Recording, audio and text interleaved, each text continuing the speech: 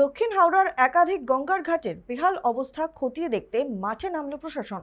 মঙ্গলবার কেএমডি এর গঙ্গা অ্যাকশন প্ল্যানের এক্সিকিউটিভ ইঞ্জিনিয়ার দেবমিতা পাল চৌধুরী বি গার্ডেন, নাজিরগঞ্জ, পোদ্রা এবং পোদ্রা বারোয়ারিতলা ঘাট পরিদর্শন করেন। সঙ্গে ছিলেন দক্ষিণ হাওড়ার বিজেপি নেতা শ্যামল কুমার হাতি।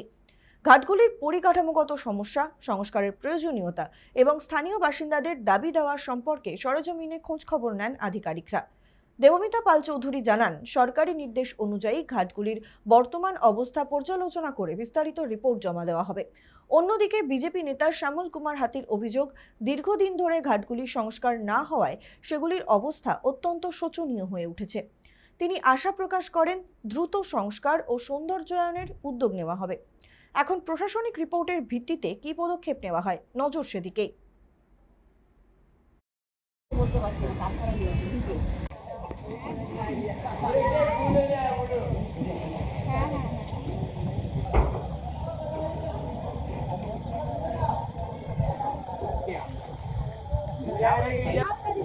আইডাল ইমার্শনের জন্য মানে দুর্গাপুজো সময় বা ছট পুজোর সময় আমাদের বিভিন্ন সাধারণ মানুষের এখানে খুবই সমস্যার সম্মুখীন হচ্ছে। তো অবস্থা খুবই খারাপ এবং বিভিন্ন অ্যাক্সিডেন্ট হচ্ছে।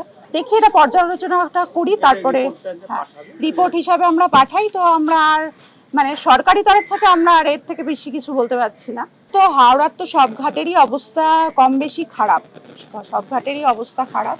আমরা চেষ্টা করছি যে প্রত্যেকটা ঘাটই যেভাবে হোক রক্ষণাবেক্ষণ করে সেই ঘাটগুলো যাতে কোনো অ্যান্টি সোশ্যাল অ্যাক্টিভিটিস না হয়, সেটা যাতে ভালোভাবে মানুষের জনকল্যাণমূলক কাজকর্ম করতে পারি, সেই চেষ্টায় আমরা রয়েছি। এক এক করে শুরু করেছি, এবার দেখি কতদূর কীভাবে এগোতে পারি। দেখলাম যে দীর্ঘদিন হাওড়ার ঘাটগুলোর কোনো সংস্কার হয়নি, ফেলে রাখা হয়েছে। তো আমাদের ইঞ্জিনিয়ার ম্যাডাম এসেছেন, কেএমডি এর এক্সিকিউটিভ ইঞ্জিনিয়ার এসেছেন। তো আমরা এটা নিয়ে আরও আগে বাড়বো, এটা সুন্দরায়ন করা যায়, সাথে করে বিউটিফিকেশন করা যায়। উনিও চাইছেন, আমরাও চাইছি, মানুষও চাইছে। এটা আশা করছি যে জনপ্রিয় সরকার এসেছে, শুভেন্দু অধিকারী সরকার, সে সরকারের তত্ত্বাবধানে এই কাজটা দ্রুত হবে, মানুষের চাহিদা পূরণ হবে। এখানে সাধ্য শান্তি করার জায়গা নেই, এখানে ইমার্শন করা যে বিসর্জন হয়, ছট পুজো হয়, তার উপযুক্ত পরিকাঠামো নেই। সেই পরিকাঠামো করার জন্যই আজকে এই জায়গাটা আমরা ভিজিট করলাম এবং এই ভিজিট করে স্থানীয় মানুষের কথা শুনলাম। এখানে একটা বাথরুমের দরকার, মহিলাদের বাথরুম দরকার, সেইগুলো এগুলো ব্যবস্থা হবে। এখানে যদি পোর্টাস জায়গা দেয়, এগুলো সবই হয়ে যাবে।